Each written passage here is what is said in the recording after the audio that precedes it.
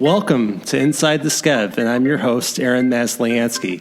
Today, we are here at Evanston Township High School in Evanston, sitting down with the superintendent, Dr. Eric Witherspoon, and thank you so much for being on the show. Thank you, Aaron. Good to have you here. You know, it's very cool to be here. You know, we're in this office, and it's so beautiful, and you don't expect to go into a high school and just see just how formal and beautiful of a space it can be. But I imagine that translates into the whole thought process and the learning experience for the students here, would you say? Well, it absolutely does. You know, one of the things that I have really taken note of, this building was built in 1923, and while there have been additions and the like, everything that's been done to it has been done to keep the architectural beauty of it. And it's really a majestic building. And I look back and I think about the people who made the decision to build this school in all the way back then. And they were really building a monument to education. Mm-hmm. I mean, this school has walnut and oak and terrazzo and limestone and leaded glass and imported Italian tiles. And, it's like, glorious fireplaces in the lobby, for example. And you just don't find that. Even in older school buildings, you just don't find that. No. And I think it signals to even today's students that education is really important in this community. And, our forebears invested mightily, and our current taxpayers are investing mightily. And nobody likes property taxes, but everybody wants to have a great school. Absolutely. I know there was a referendum a few years ago to help fund the school systems here in Evanston, and it passed with 82% of the vote, which is unheard of. That is still legend around the state. That was actually for our sister school district, District 65, which is the pre-K through 8 school district. But, I was all worried for them and for the community. Well, is this going to pass? These referendums fail as often as they pass. In fact, they generally fail more often than they pass. And 82%. People in other parts of the state can't believe it. No. and again, I use it as a way to say the value placed upon education in this community is really something that is special.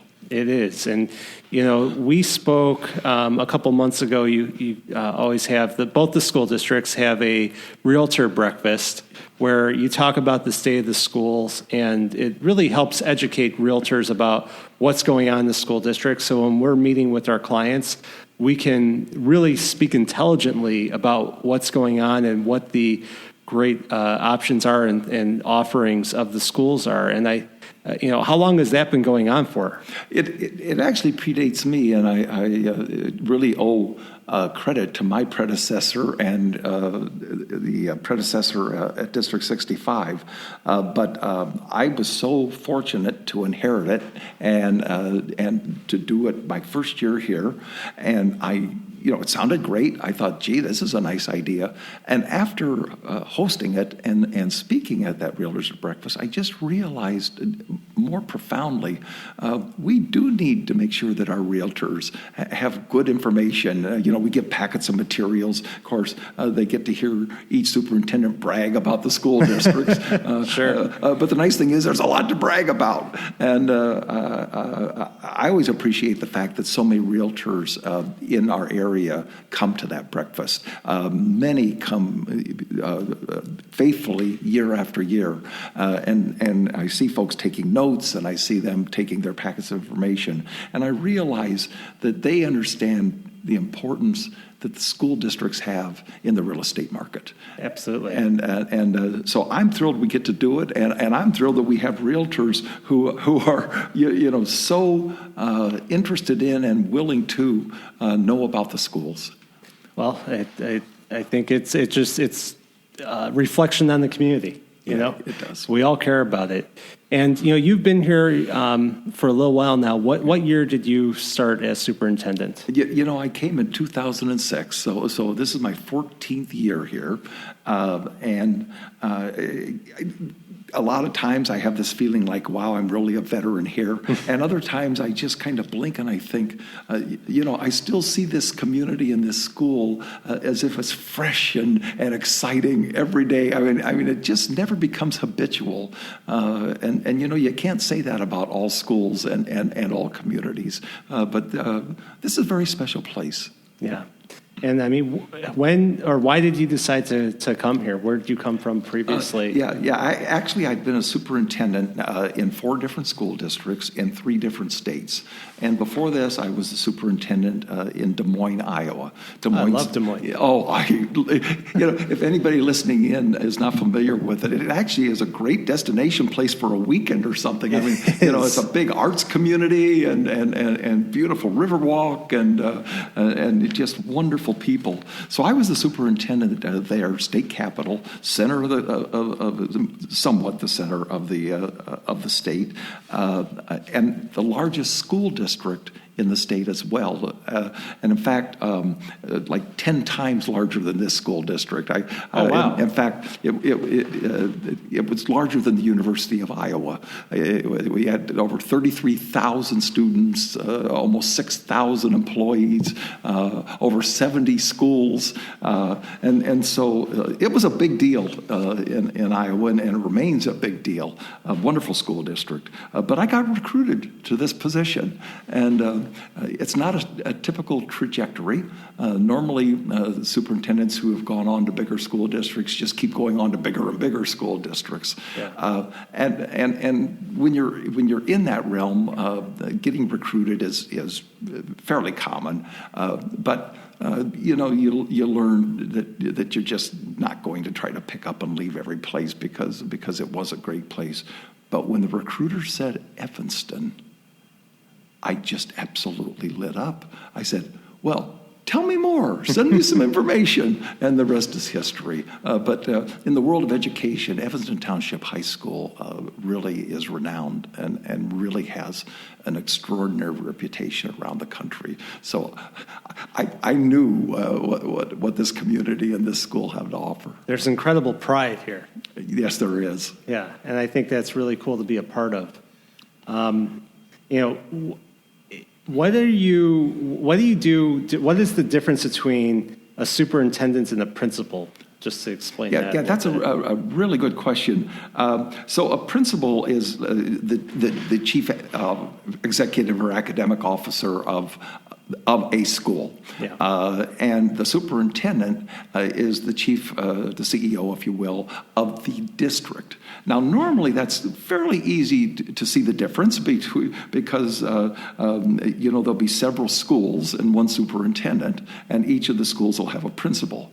We're different. Yeah. We have one school under one roof and a superintendent and a principal. They're actually very different legal entities. I mean, they're really by statute are responsibilities of a superintendent and responsibilities of a principal. But the way I try to describe it to the students, because I'm even located in the high school, so it's like, wow, we got a superintendent walking the halls, we got a principal walking the halls, what do you guys do? But I always try to explain that all of the day-to-day operations of the school are really, first and foremost, the principal's responsibility.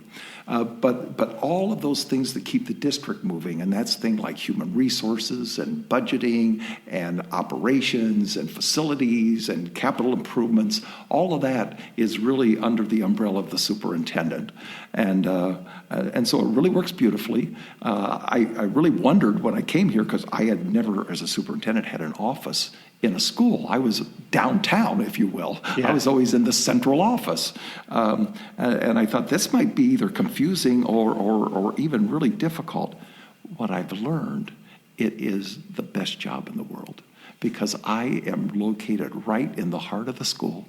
I can step out of the door of my office and I am immediately in the midst of the school, in the midst of the students, in the midst of passing periods, walking up and down past classrooms, stopping in classrooms. And what I have discovered is I can do all the roles that a superintendent would need to do, but I can have more firsthand knowledge of what's going on in the school. People can stop me, they can talk to me, and don't worry, they do. I'm sure they do. and I can interact every single day with the most important aspect of the school, which would be the students. Yeah, you have real-time access to that data. Yeah, I do. And, just the magnitude of how large this school is. I mean, how many acres are the grounds? So we have about 65 acres of grounds, which is no small footprint to start with. But the building itself is 1.3 million square feet under one roof, which is the largest school under one roof in the country. Not the largest. Oh. There are schools with more student population, but right. Square footage, this is the largest school facility under one roof in the country. 1.3 million square feet. We have 3 miles of hallways. We have 15 gymnasiums. We have a planetarium. We have a greenhouse. We have 2 pools. We have research and theory centers. We have a full-size 1,500-seat auditorium plus about a 400-seat theater and then a little theater besides. So we have 3 different performing centers in the school.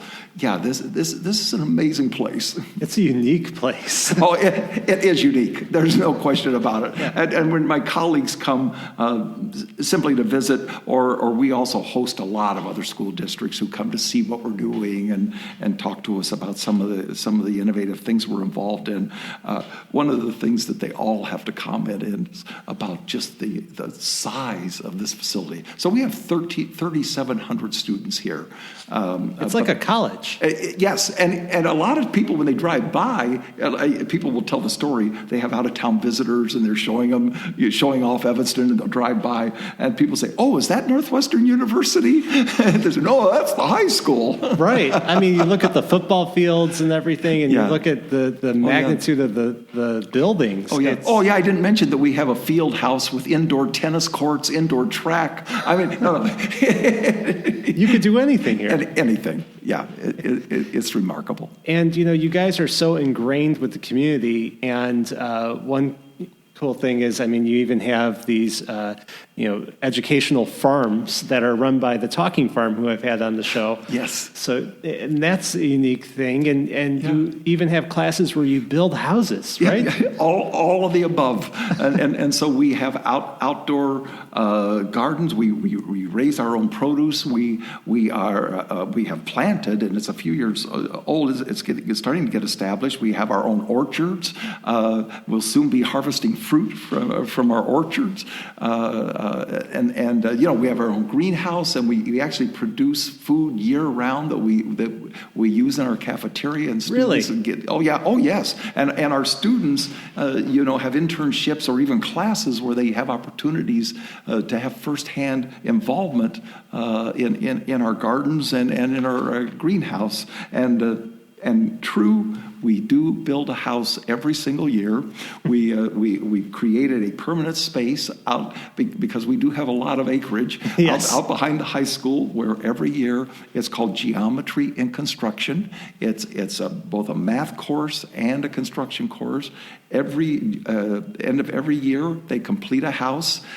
We have been building 2-story houses, so if people drive by back to the high school, it'll look like we're building 2 ranch-style homes. Actually, one section sits on top of the other, and when it's time to move it, we have a lot and a foundation prepared, and the people moving it are smart enough to move the ground floor first. I hope so. And they set it in place, and then to stand there and watch them with the second floor of this house literally dangling from a massive crane. I saw it this past year. And they I don't know how they do it. They get it right in place, and it becomes affordable housing.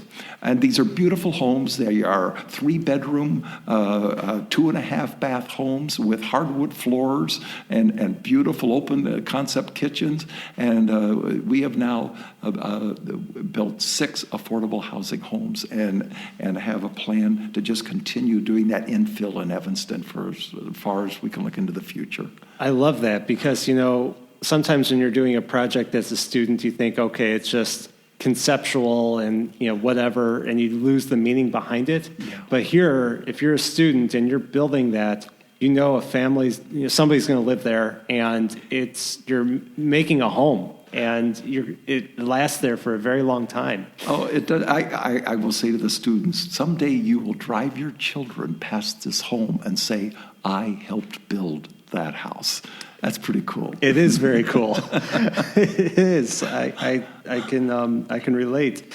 And you're, like I said, you're involved in the community. You have all these soccer teams that play in the fields. My son plays in Jabat, and he's practices over there. Yeah. But one thing that's going to be coming to Evanston High School is Oakton Community College, right? Yes, it is, and we are so excited. How is that going to work? What's the plans? Well, first of all, we have a very close relationship with Oakton Community College. I am probably one of the top #1 fans of Oakton Community College. It's an extraordinary school with extraordinary offerings and all the way from a number of majors to get an associate's degree to all sorts of trainings and certifications that young people and people of any age in the community can take advantage of. And it's so reasonably priced compared to most higher ed. It has to be one of the best educational bargains imaginable. And I remember when I first came to the community, this be probably over 10 years ago now. There was Parade magazine in the Southern paper, so it's a national, distributed nationally, had a story about the top community colleges in the country. And one of them was Oakton, and they said it has reciprocity with like maybe more than or certainly among the most four-year colleges across the nation. So it's not just in Illinois, but it's renowned across the country. Wow. So we can have young people go there. They might get certified in some mechanical field, heating and ventilation, for example, or they may earn an associate's degree. But if they decide they want to take that someday on to a 4-year school, all those credits are transferable. So it's an amazing deal. Why are we happy about it? Yeah. Because when they get to, first of all, we already do dual credit with them, where we have students take courses here, but they get both high school credit and Oakton Community College credit. We do that in courses like our auto technology, in our culinary courses, in our public safety course. So we already have a working relationship. But what we're excited about is that we can almost get a 4+2 kind of program where you think of your high school programming as 6 years. And in that, you're going back and forth between the two campuses. You would still graduate from high school in 4, but when you graduate, you'd already have a number of credits at Oakton Community College. Wow. And you'd live, and it's not impossible to think that some student might be able to earn so many credits that they could possibly graduate from ETHS and Oakton Community College at the same time. And so we're hoping to put together that kind of partnership and programming. That could save you a ton of money. Oh, yeah, I think every parent in the Skevinston area needs to sit up and listen to that one. For sure. When I went to college, I went to University of Illinois in Urbana-Champaign, yes. And in the summers, I took summer school, 2 summers at Oakton, and I did some summer school in Champaign 1 year too. But I had one of my best classes at Oakton. I took a sociology class there. I thought it was fantastic. Yes. And I was able to do it for a lot less money and be able to graduate more quickly. So I think it's a great thing that students can do that right here while they're going to high school and take the classes here. I mean, so there is the campus in Skokie, there's the campus in Des Plaines. Correct. So is there going to be another building set up here for that? They are looking for a building here. Okay. And while it doesn't seem that the Skokie campus and the Des Plaines campus are that far away, there's not easy transportation from over here by the lake to those campuses. And so we have many students who go, and those who have their own car, it's a lot simpler.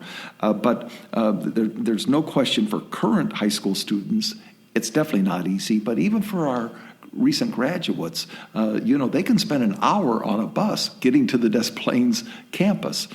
Now it's going to be right here. For many, it'll be, by the way, the site has not been chosen. They're working vigorously trying to identify a site. They're looking at existing structures, and they're even looking for sites that they might be able to build on. So it'll be really interesting once they're able to determine that, but wherever it is in Evanston, it'll be within walking distance of so many of the residents, and easily, we do have a good public transportation system here within Evanston, and so just hop on a bus and get right on over to the Oakton campus. What else is interesting? I mean, you talk about people who are recent graduates from high school, but I was reading an article recently about, a lot of universities are investing in building housing for seniors who want to come and take classes and get another degree because it's enriching. It's a lot better than just not doing anything, and you're learning. And I think that, there are a lot of seniors who live in the area, and it could be convenient for them to take classes at Oakton. It's affordable, and it could be something interesting. You learn a new interest, a new hobby. And I think it really benefits the entire community. I think you're right, and knowing this community as I do, I think there'll be a huge market for the senior population. Yeah. So I think you've hit on something that proximity is going to be so important for Evanston, and I will predict it will be a thriving campus. Oh, I think it will, and I think it's just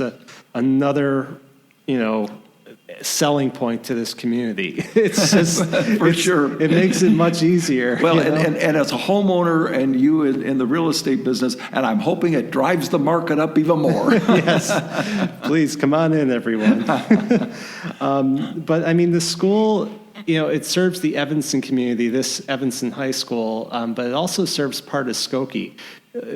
How does that work? How does the interaction work between the communities, between sharing services, and what's your experience been with that? It actually works beautifully.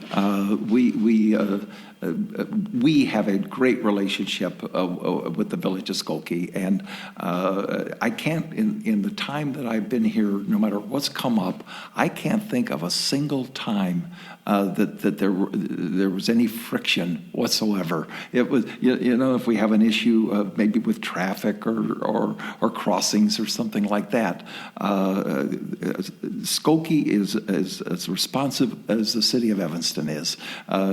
Everybody just, embraces that again, lovingly Skevinston is and of itself a tight-knit community. We have a number of not only students, but we have a number of employees who live in the Skokie part of our district as well.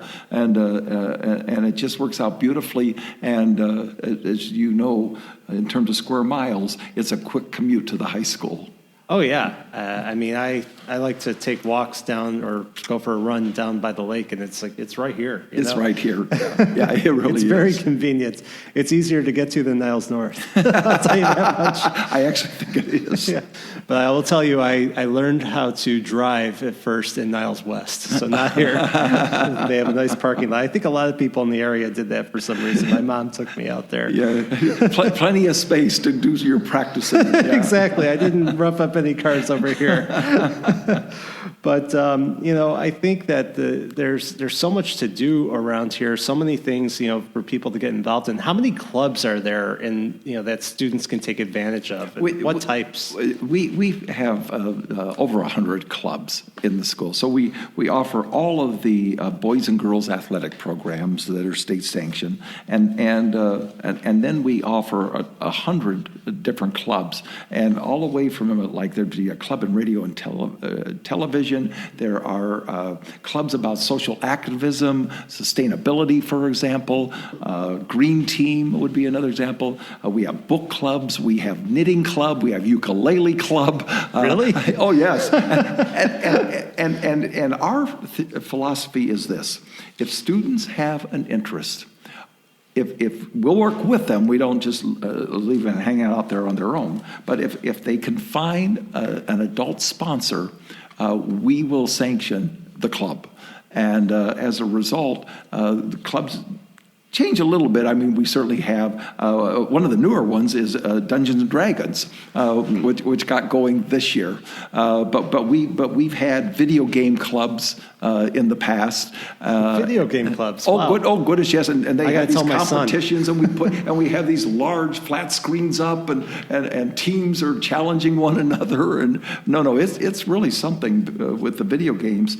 But again, over time, it kind of evolves because it wasn't that many years ago that students didn't think. It's hard to believe today, but didn't think of video game clubs. But of course, now it's just a huge part of young people's lives. Right. I mean, I've had on the show Ignite Gaming, and they are a video game center. They have two facilities. One of them is in Skokie. It's pretty new, and they have tournaments. I mean, and there's whole esports, and it's it's pretty amazing. I'm sure a lot of the people who are in the club here at Evanston High School, have gone out there and tried it out. I'm certain of that. Certain.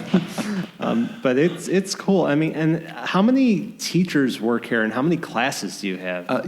So we have about 300 teachers and what are called certified employees. So these would be people actually licensed educators. Yeah. We have about 300 of those, and a little over 300 then of support staff. So we have a little over 600 employees. We offer about 250 different courses. It's just remarkable what's available to students. We even have a course in astrophysics because we have a gorgeous planetarium, and our astrophysics teacher believes it's the only high school astrophysics course in the country, and he only knows that from going to national conferences, and he can't find anybody else who teaches astrophysics at the high school level. But that just is an idea about the breadth of the courses. So really within any content area, we have an array of not only required courses, but so many elective courses. The other thing we're able to do is we can offer courses to the top and beyond of what you'd think of a high school. So, for example, if you come here, you can take all the mathematics available. You can have what's called advanced placement AB calculus. Mm-hmm. You can have AP BC calculus. But if you top out on that, you can take multivariable calculus. And if you top out on that, we actually have a professor from Northwestern University come here every day and teach theory of mathematics at the college level. Even though multivariable calculus is considered a college level course. Top level college. Yeah. We're even theoretical mathematics. And I use that as an example. Another good example. So we offer 5 years of like 7 different world languages. But if you top out on 5 years of language, we'll get you a seat in a language course at let's say French literature course, for example, at Northwestern University. We will not top out on our curriculum. We always have something so a student can just keep on going. It's amazing how much you're able to. The capabilities of the school are just incredible. Yeah, they are. And I think, one thing that's so cool about the school is how rich it is in diversity and how people, speak so many different languages. You're talking about the classes in language, but people from all various backgrounds. And I think school is in so many ways academic, but in so many ways, high school especially, is a social education. And I think you really prepare leaders who know people from different backgrounds and different cultures and know how to be a a mensch in the society, you know? Oh, truly. And we're so fortunate. So we're not the most international school in the world, but we're probably one of the most diverse schools anywhere. But we have students who speak 38 different languages. They come from 69 different countries. We have immigrants. We have refugees. We have professionals who are here on visas with their families or whatever the like might be. Our students of color actually are the majority here. We're about 46% white and 54% students of color. Every race is represented. I know this wouldn't be quite accurate, but I can say that many and maybe most, that might be a little exaggeration, of the world religions are represented here. I mean, we're highly multicultural, and we celebrate that. And I think one of the beauties, there are a lot of communities where people of different cultural backgrounds and languages kind of isolate themselves, maybe in their living patterns or even when they're in a school. Or sitting at the cafeteria. Yeah, exactly. In this school, and I just live it with the kids all the time, we're one family. I refer to us as ETHS family, and even teenagers don't scoff at that, like, oh, I'm too cool to be part of the family. No, Right. No, we all understand that. When I talk about us being the ETHS family, that's the feeling that we have here. And there is a niche for every student of every interest, of every kind of background, and they never need to feel like they are ostracized or don't belong, because it's such an embracing community. I've never seen anything like what ETHS does in terms of embracing one another and creating a sense of belonging. Yeah. It really is a beautiful place. Yeah, it is. It's my job to brag about it, but it's pretty easy to do. Well, we could just tell your enthusiasm. And, it's interesting. I go back and speak with some of the other realtors at the Realtors Breakfast, and it's always a common theme about how enthusiastic you are about this school. And it pervades through everything that everyone does. And it's a real testament to what you're doing here. Well, thank you. There's a lot of wild kip pride here. Yeah, there should be. It's a great place to live and a great place to come to school. So, Dr. Witherspoon, thank you so much for coming on. Yeah, thank you, Aaron. You're welcome. And everyone, thanks for listening.